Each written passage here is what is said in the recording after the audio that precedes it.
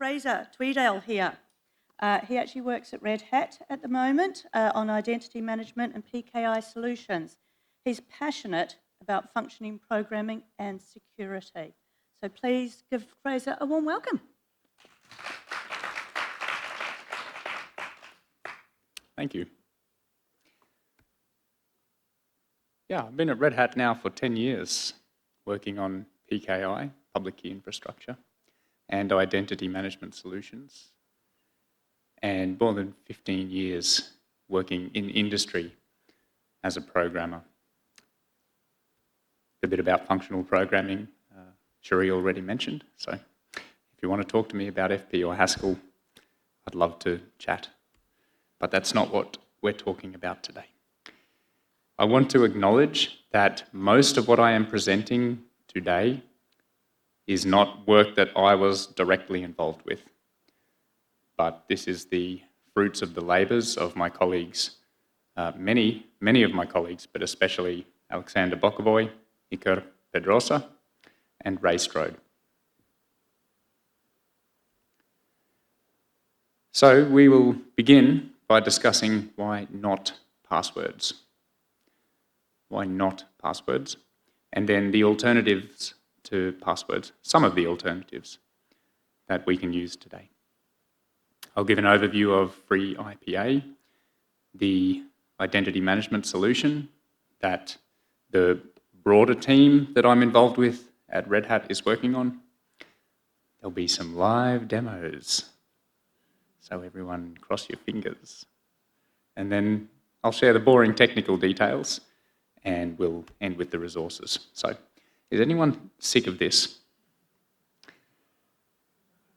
Who has password fatigue? Does anyone not have password fatigue? No hands are up. I thought, okay, how do I represent this? So this is just websites for buying tickets to things, and there's like at least 4 or 5 of them there. I probably have more now because this is from a 7-year-old presentation. Just reuse the slide. So we're all sick of that, and we're all sick of this.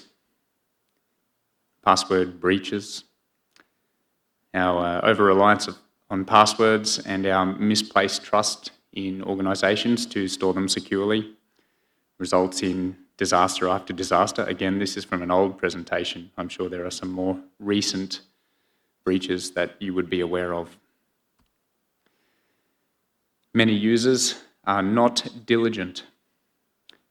They use weak passwords or they reuse passwords. Yes, even I am in this category. Many users are not technically proficient. What's a password manager? And using passwords securely imposes friction and cognitive load. We have to remember which password for which site if we're doing passwords securely. That's why most people don't. Password complexity and rotation policies do not help at all because humans gone human. They're just going to find a scheme that satisfies the technical constraints of these policies but don't add any security. And passwords are phishable credentials. Even technical users are humans and can fall prey for such schemes. I have fallen for a phishing attack. Probably many of you have. Maybe some of you have and didn't know that you have. So, passwords, they're not a good technical solution to the problem of identity and authentication. Well, thankfully, regulators are starting to wake up to this, and increasingly, in the US, in the EU, and elsewhere, we have tighter requirements now for government agencies or for companies in a particular jurisdiction to implement more secure authentication mechanisms. This was a memo in 2022 called the Zero Trust Architecture Memo, or the Zero Trust Memo. Yeah, that's a little bit buzzwordy, but it's good. It's got good stuff. It's saying, well, we want strong, phishing-resistant authentication mechanisms and avoid SMS and things like that that are more easily infiltrated by the bad guys. So there's a regulatory imperative now, not just a security imperative, but companies have to get with the times or suffer penalties, be unable to sell your solutions in a particular jurisdiction or to such and such a government. So the objectives. What are our objectives? We want to reduce password risks, weak passwords, reuse passwords, and so on. We want authentication mechanisms that are resistant to phishing attacks. We want to reduce the friction for users to make secure authentication quick and easy. If it isn't, it won't be secure because the humans will find a way to do what they need to do in a quick and easy way that probably won't be secure. We would like to reduce the frequency of explicit user authentication actions. So once a user has authenticated at the beginning of the day, do we want to continue prompting them to take some physical action, typing a password or doing some action to authenticate? No. If we can find a secure technical solution to avoid that, then we get greater efficiency and less friction for users. So through a combination of all of these goals, we want to improve the overall security posture of ourselves, our own infrastructure, our organisations, their infrastructure, our state's infrastructure. So what are the alternatives to passwords? Two-factor authentication is one. So your HOTP or TOTP tokens in your Google Authenticator or free OTP app. Physical authentication tokens, not so popular these days, but they were one widespread way of doing two-factor authentication, still fairly widespread. Smart cards. So they use PKI under the hood to authenticate. They come in several form factors.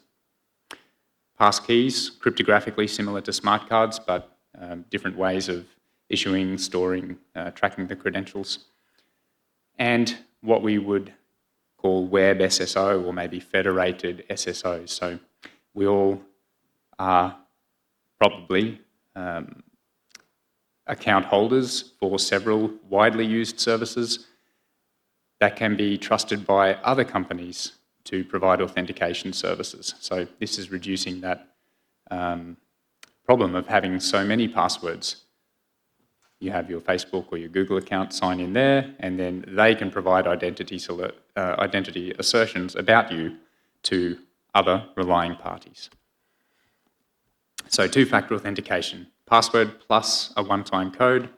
I mentioned about the various varieties, and one downside of these is that they are phishable. So if someone wants to attack you, if they have your password, they can try and trick you into giving up, handing over a live and active token that they can then immediately use to compromise your account.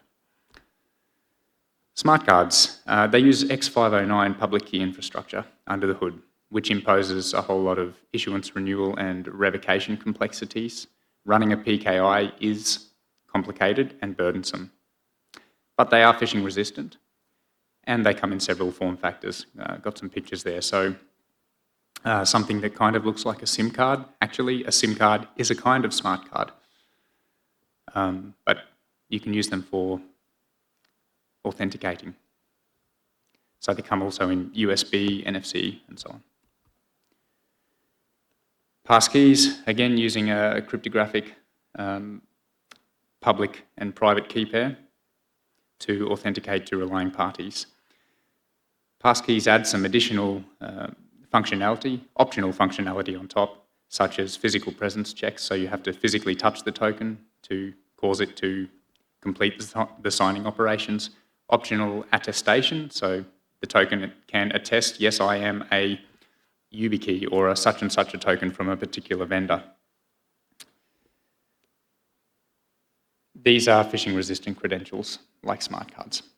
Passkey, by the way, is a somewhat nebulous term. It does mean slightly different things to different people or companies or organisations. William Brown can talk till the cows come home about this, but the context in which I'm using it is a FIDO2 token, which is a token that implements or can be used with the W3C WebAuthn protocol and implements the FIDO CTAP, which is, thank you, William, client to authenticator protocol. And finally, the WebSSO or federated authentication. So these are protocols like SAML, OAuth2, or OpenID Connect, which builds on top of OAuth2. And this is where you use an existing account with some service provider to authenticate to other service providers. It's widely used on the web. It does involve some privacy concerns in that all the systems that you, all the sites you want to log into, or the services you want to authenticate to, the identity provider will learn what those are. So it's no surprise then that companies like Google, Facebook, many others do have an interest in providing these services. But they do have benefits. For organisations, you can use a program like Keycloak, which is downstreamed as the Red Hat single sign-on product to implement these technologies within your organisation's boundary. The fact is most software systems people need to use in their jobs or in their home life these days are web apps. And these technologies work great on the web, and they can be made to work in other contexts, but there's a little bit more friction, as we shall see. So what does WebSSO look like? Well, it's your login with Facebook, login with Google, all this great stuff. Sign in with GitHub. I use it a lot. Probably most of you use this sort of system a lot. So what about our workstations? Well, when we sit down at our computer, be it our personal laptop or desktop, be it at our organisation where we work, we need to authenticate to this system. How do we do that? Well, we can use most of the authentication mechanisms I've just described to do that. And in the Linux or in the Unix world, of course, we have password authentication. PAM Unix is the PAM module, pluggable authentication module that implements that. There's a whole bunch of different modules available for doing two-factor authentication. Smart cards you can use through PAM PKCS11 or PAM U2F, Universal Second Factor, is what that stands for, PAM U2F for passkeys. For WebSSO, I'm not aware of a PAM module that can do this in a standalone context, so where your machine is just an isolated workstation, not connected to or enrolled in some organisational identity domain. But maybe there is a way and someone can tell me what that is. But when your computer is a member of an identity domain, then you just need PAM SSS, which is part of the SSSD program, System Security Services Daemon. It's one of the main programs that the identity group at Red Hat works on, along with people from other organisations and outside contributors. So PAM SSS is one way to do it, and you don't need to configure it yourself. You can use FreeIPA and the FreeIPA client install program to enroll your machine in a FreeIPA or a Red Hat identity management domain. Okay, FreeIPA, what is it? It's the centralised identity management system for Linux or Unix environments. It implements a whole bunch of different authentication protocols. Crucially, Kerberos provides that single sign-on capability where the user can log in just once and obtain a credential that can be used over and over again without prompting or initiating a physical authentication action from the user. And FreeIPA implements access control and other security policies, so host-based access control rules, sudo rules, so which users can execute which commands on which machines, SE Linux user maps. There's a public key infrastructure X509 certificate authority, so you can issue certificates for services for users. It's got an ACME implementation, many cool features. We support cross-realm trusts with Active Directory. The server is supported on Fedora and RHEL. I believe there's a package for Ubuntu also, but it is less widely used, and I'm not quite sure what sort of stability or support guarantees are given around that. And the client is available on most any distribution you could shake a stick at.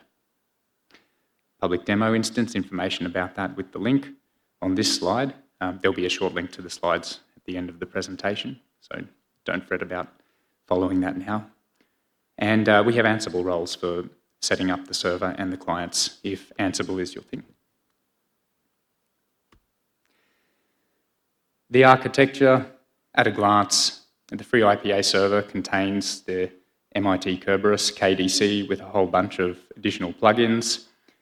The database is an LDAP 389 directory server. We have the certificate authority, optionally bind for providing DNS, and the API, which is a whole bunch of Python web framework and Glue for managing the domain objects, the users, the hosts, the services, the policies. On the client side, SSSD is the primary client component.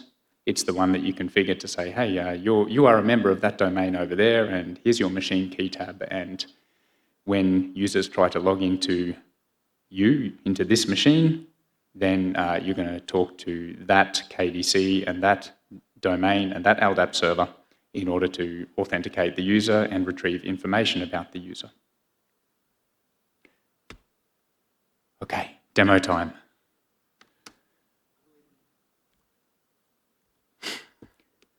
So I have a fairly pristine FreeIPA domain. This is the server. I have a credential, what's called a TGT, ticket granting ticket, a credential for the admin user. So I can manage the objects in this domain. And there's a grand total of 1 user in this domain. So let's add another user. We'll add Alice.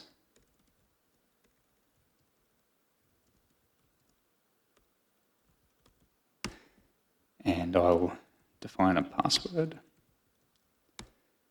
So currently, Alice will be able to log into any machine enrolled in this domain with her password. Well, let's fire up Alice's workstation.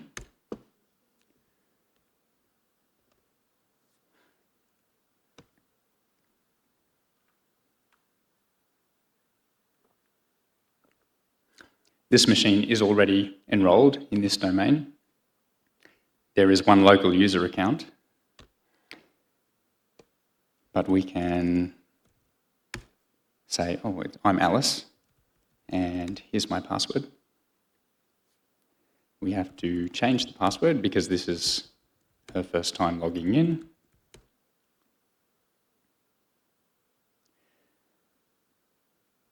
And we're in.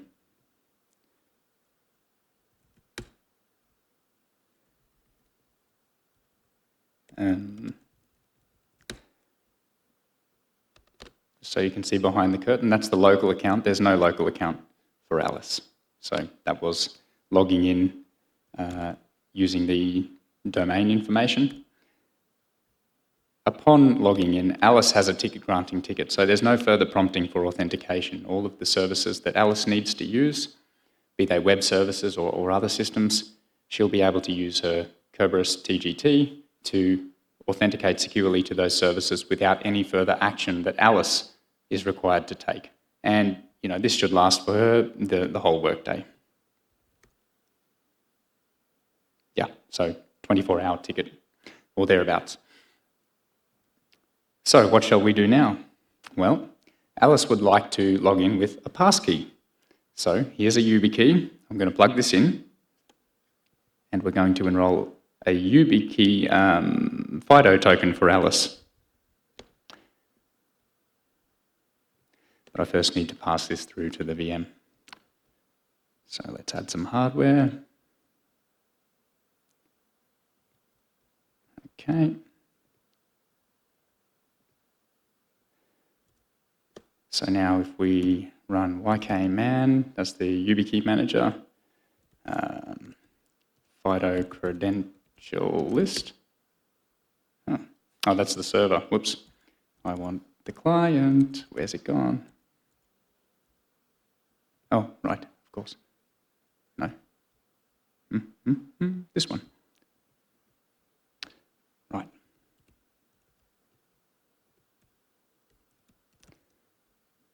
ykman, FIDO credential list.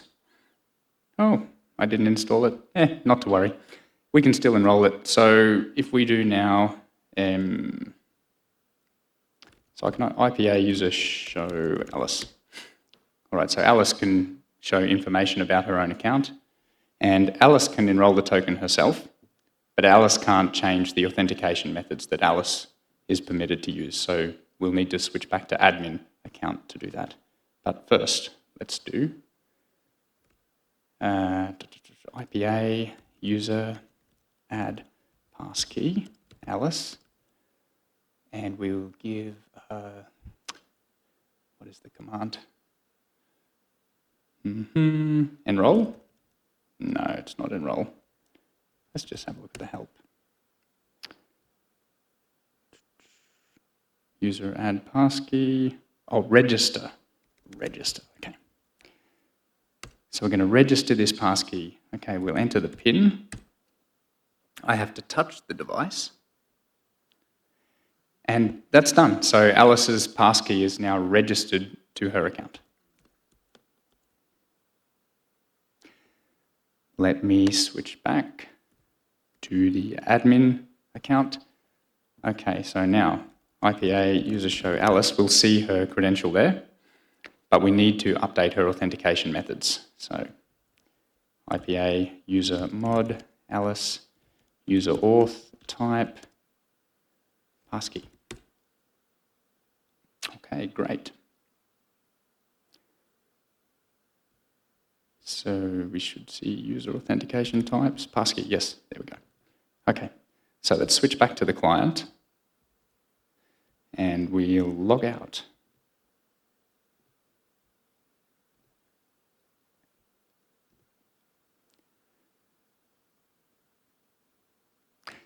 Okay, now let's log back in as Alice.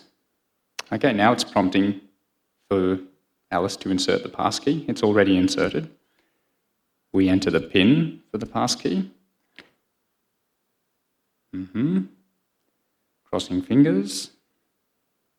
I have to touch the passkey now. Okay, yes, the UX needs to improve here, and that's a known issue. So the passkey was blinking at me, but there was no prompt in the UI to say, maybe you need to touch the thing. So that keeps tripping me up. But rest assured, that will be addressed. Okay, so back in the terminal, we've logged in and we have a fresh TGT. So the passkey login also results in the issuance of a ticket granting ticket for Alice. So no further authentication will be needed during this business day for Alice. Okay, so that's passkey authentication. Whew, half the demo is done. Now, let's look at web SSO, web login. And for that, I'm going to need to go to GitHub. So I'm going to add the GitHub as an external identity provider in my domain. I need then to go to my settings in my GitHub account. And somewhere here, developer settings. Okay, OAuth apps. Going to register a new application. So call it EO2024 demo IdP. Okay, IPA server.ipa.test/IPA is the URL. And important, enable device flow. Absolutely essential for this to work. Let's register the application. Okay, we have our client ID. We also need to generate a client secret. GitHub is prompting me for my OTP code to do this operation. So bear with me one moment. We're seeing all these things in action today. Okay.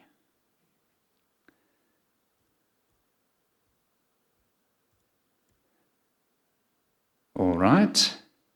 So we have a client secret, and now we can register it. I'll need to do that as admin. So this is the operation to tell the FreeIPA server about the external identity provider to make that available as an authentication backend for the users in this domain. So IPA, IdP add, okay, this is the one.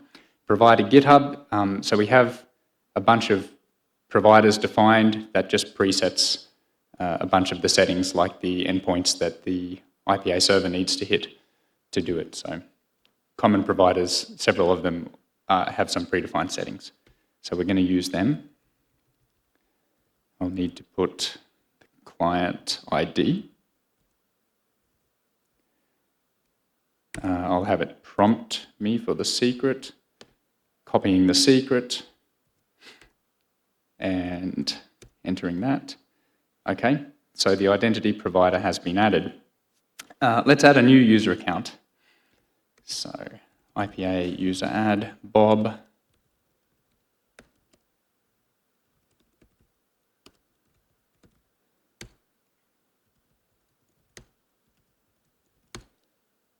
Okay, so we've added an account for Bob. We're going to now,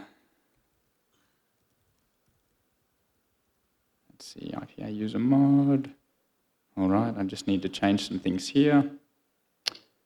We're modifying Bob's account, and we need to specify the remote user ID. Okay, which will be my GitHub account, because I can't log into anyone else's GitHub account. So, and we do that. So we have now told FreeIPA that Bob over in the external IDP GH, the GitHub, has this user ID. One more thing, we need to update Bob's user auth type. So a user mod Bob, user auth type. I can't remember what they all are, but now we get a message. So password radius, IDP, okay. Good, so Bob now is configured for external IDP login. So let's jump back to our client. We're going to log Alice out.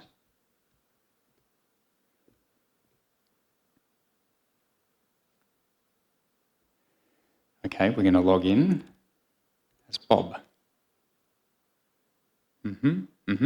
All right, now it's saying authenticate with PIN such and such. Okay, this is terrible UX. I can't even read the PIN. Okay, don't worry, there's more to see here. But let's not do that. Not zoom. I want, let's try large text. Okay, good. We can at least see all of the characters in the PIN. So let me go to the GitHub device workflow endpoint. We're going to enter this PIN.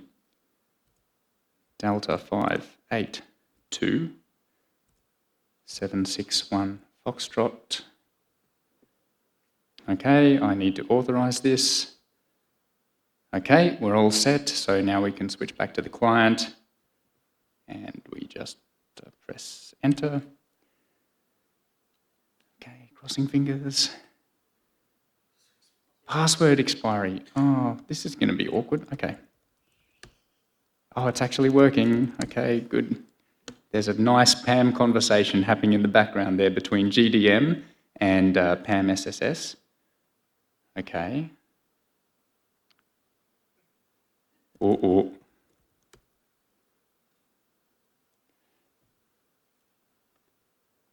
Okay.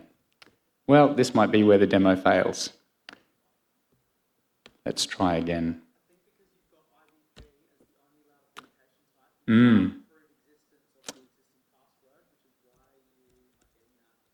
That is plausible. Uh-huh. Mm-hmm. Okay, let's see.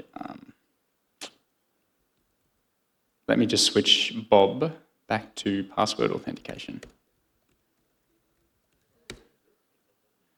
Okay, let's key in it as Bob just from here.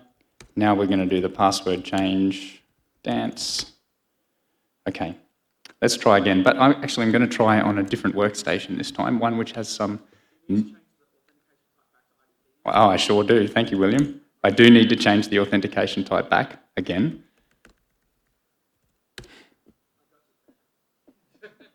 Oh, because I'm not admin anymore, so I'll just take the admin credentials again. Okay, good. I'm going to fire up a different workstation now. This one has some development builds of GDM and SSSD with some lovely user experience improvements. So let's hope it works. And you'll see what's coming in future releases. This machine is Fedora 40. These changes will not be in Fedora 40. Okay, let's log in as Bob. Okay, so this is the web login. Down the bottom here, we have a login options selector. So if multiple authentication types are supported for Bob, we can actually choose in GDM which one we want to use. We'll use the web login, so let's log in. Oh, how good is this? QR code, so you can scan it with your phone, do the login from there. Or it shows you at least the URL you need to go to, so 20 Bravo 1. All right, let's start this again. 20 Bravo 1.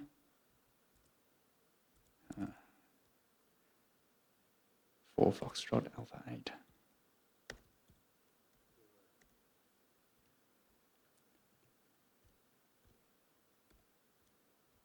Okay. Authorize it. Yes. Okay. Done. It would be nice if we could have some sort of polling here. Maybe that will come down the line, but for now we still have a button to press. And hey, we got in as Bob.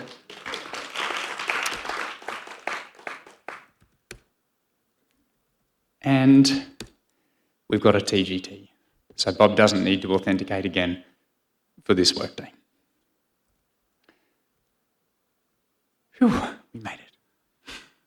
So, how does this even work?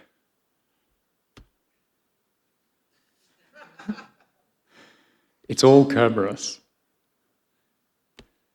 So, this diagram is explaining how smart card authentication works, but actually the FIDO is very, very similar. So, GDM or whatever login prompt you're using, SSH at the terminal, even for authenticating to sudo and other programs that require authentication. Those prompts are going to use PAM, pluggable authentication modules. The PAM module, PAM SSS, will talk to the SSSD backend. SSSD will then look at the authentication method that is to be used, in this case, a smart card, so it's going to invoke a child program for communicating with the smart card. This is called P11 child. PKCS11 is the protocol there. And if the authentication succeeds, it's going to prove to the Kerberos Key Distribution Center on behalf of the user's identity. The KDC will issue the TGT. SSSD will populate the local credential cache with that TGT, and the authentication is complete. For the external IdP, well, you saw the user experience of how that works, but yeah, if you want the nitty-gritty of which messages go where, there's the diagram here and a more detailed design document that you are welcome to read and to learn about how this all works.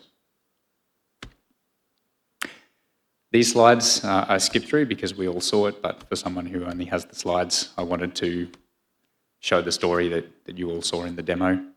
Passkeys, yeah, it's the same diagram as before. I just clobbered the smart card with the YubiKey, and Passkey child is the child program that talks to the passkeys using the protocol, client to device protocol, or whatever it's called, CTAP, client to authenticator protocol. We saw this, so the user add passkey for managing the user passkey bindings. The user in the default configuration can self-manage their passkey registrations, but again, only in the default configuration, and administrator is in control of which authentication methods the user is allowed to use. Some links here to the design pages and an article about the FIDO2 feature. The mechanism selection, again, you saw, I put this so the slides have the complete story. The mechanism selection, actually a fair bit of user experience research went into this on the GNOME side, and you can see their report and user interface mockups that resulted from that. There's the SSSD design document for the SSSD side. I mentioned these are development builds. They are publicly available for people to test and give feedback. They're in a COPRA, that's an alternative package repository. That's the link there. Passwordless is LES. What's in the slide there is the correct link. And to enable it, yeah, you do have to twiddle your sssd.conf. There are some SE Linux AVC denials, so you'll need to turn SE Linux off. This, of course, will be all resolved before this lands upstream. How does this work? We are extending the protocol in PAM that GDM uses to talk to, well, in our case, PAM SSS, but the specification is devised as a general extension to GDM through PAM to enable GDM to express different authentication options and richer authentication data for users to make use of in order to improve the user experience. So what do these messages look like? They're JSON. So it's, in our case, PAM SSS and GDM exchanging richer JSON messages than we've ever been able to convey through PAM in the past. And so we have this auth selection object that says, okay, for the current user, the user that's trying to authenticate, well, they could use password or external IdP or smart card, and here's some additional information. So EIDP, well, we have the URI, the authorization code that the user needs to enter at the external identity provider. And this is what GDM uses to present that rich user interface with the QR code, with the URL link that you need to click on. They are looking at embedding a web browser as well into GDM, which is kind of scary. It's actually a lot scary. But you know, this is in pursuit of a good user experience. Again, if it's hard for users, they won't do it.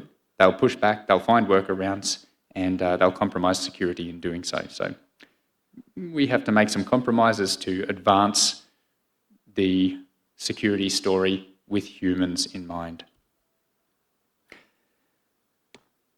So, is this stuff available? The FIDO2 stuff was released in FreeIPA 4.11.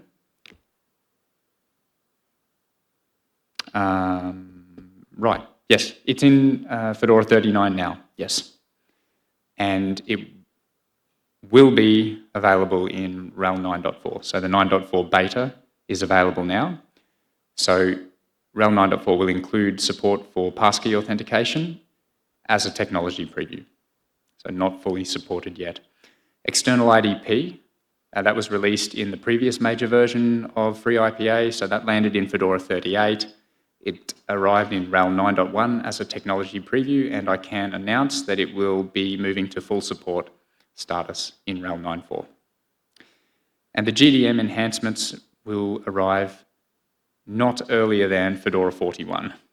So Fedora 40 is the next release that will be out soon. Fedora 41 may or may not include this stuff. It depends on people's capacity, how far we can get, can we stabilize it enough to put it in F41? We'll see. What else for the future? So IPA Tura is a project implementing a skim bridge, and it, as you saw in the demo, we have to explicitly have a user account already existing and associate that account with the account in the external IdP by reference to, okay, what is this user's identity in the external IdP? We now want to go a step further and be able to authenticate with external IdPs for users who we don't yet know about in FreeIPA, and then create their accounts or update an existing account with an association to the external IdP without any administrator intervention. So this is one of the goals of the IPA Tura project. We also are looking toward how can we get stable POSIX attributes for external IdPs so that all of those POSIX features that require stable identifiers can be used in this context where we have users authenticating with external IdPs and possibly users that we didn't even know about. The local FreeIPA domain becomes aware of them for the first time, but we need a stable identifier so that each time they authenticate, we get the stable ID for them on every machine. We're looking at direct enrollment to external IdPs. So can we cut out the middleman? Can we do an authentication to an external IdP, to Microsoft Entra ID or to GitHub or whatever you want to use? Can we do that without FreeIPA in the middle? The answer is probably, if we run the entire KDC locally on the workstation. So that's an active investigation. One of the good advantages of that would be we would then have drop-in configuration for these predefined realms. So for particular well-known popular IdPs, just have a set already to choose from when you set up the machine. Oh, okay, I want to authenticate to this machine with my Microsoft account, for example. And you just, click the radio button for that and off you go. And the thing that I am working on at the moment with the team that I'm in is automatically joining client machines to an organisation's domain when those machines come up in cloud environments. So secure mechanisms for bringing machines up. The machine comes up, the machine reaches back to your cloud controller and says, hey, I'm alive. Is there an IPA realm? Or is there some other identity realm that I should join? And it can respond and say, yes, actually there is. Here's a credential to join it. Go over there and join it. So that's what I'm working on. Resources, I'll just quickly mention, we have a FreeIPA workshop with one learning unit about the external IdP feature. So if you want to learn more about FreeIPA in general or about that feature specifically, that's a great resource. A couple of talks I want to shout out. William's talk from Everything Open last year about WebAuthn and Passkeys, super detailed. Definitely, if you're interested in that technology, go look at that talk. Go chew off William's ear. He's here right now. I did a talk on smart cards, which is why I didn't elaborate much smart cards in this presentation. You can go and see that talk also from Everything Open last year. I have an older talk about how the web SSO web login works. If you're interested in the technical details there, I can recommend that. Another link to the development builds of the GDM enhancements. And that's it. Hopefully there's time for some questions.